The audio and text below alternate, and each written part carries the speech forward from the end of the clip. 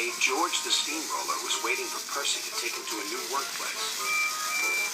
George was being rude to Rheneas and Skarloey. "You're just worn-out wheels on worn-out rails." "You need rocks for your roads," replied Skarloey, "and we're helping you." "I need to flatten little engines in the scrapyards," retorted George. Then Percy arrived to take George away. He was still rebelling. "Railways are no good. Turn them into roads." The little engines were pleased to see him go. George grumbled all the way to the old branch line. He was going to turn it into a road. When they arrived, George was rude again. "Bumpy ride on rotten rails. I'm glad it's over." "So am I," said Percy. "Ha!" huffed George. Percy was still fuming when he met Thomas. "What's up, Percy?" "It's George. He makes me feel down. Just ignore him," puffed Thomas. George was now enjoying himself. "Ripping up rails," he chortled. "What a life!" "What do you think of this, Thomas?" Thomas took no notice. George felt insulted. "You're a useless blue puffball." But Thomas didn't hear. "I'll show him who's boss."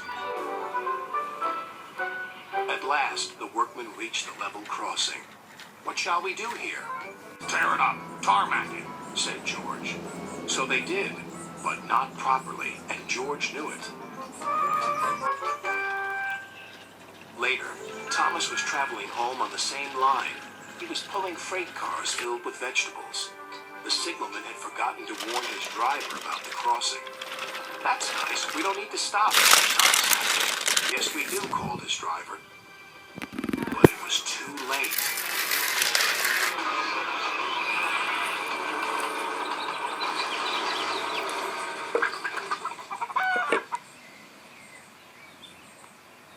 Next day, Percy told Gordon all about George. "Huh," snorted Gordon. "You're just a small engine. That's why he's rude to you. He wouldn't dare cause me any trouble." George had been taken to some yards to work. Duck arrived with a train of empty freight cars. George was blocking his way, and a car was stuck on the main line. "Let me through," demanded Duck. "You'll just have to wait," replied George. "There's no time to wait. I must clear my freight cars from the main line to let Gordon through." "Then he'll have to wait too," said George.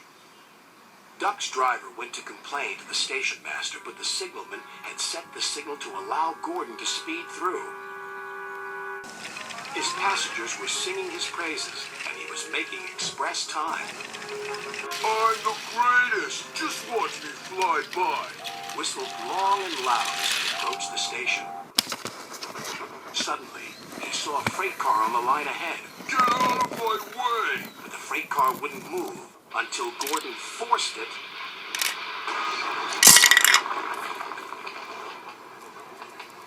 By accident. Gordon was worried that Sir Topham Hatt would be cross. He was, but not with Gordon. "Whoever caused this disturbance will have me to answer to." And he did, a few days later. "Look who's here," said Thomas.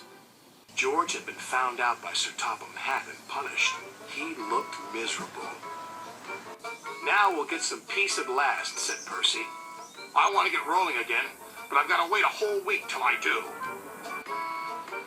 "And then you'll be just as rude as ever." "Eh, George?" "I hope not. Don't you?"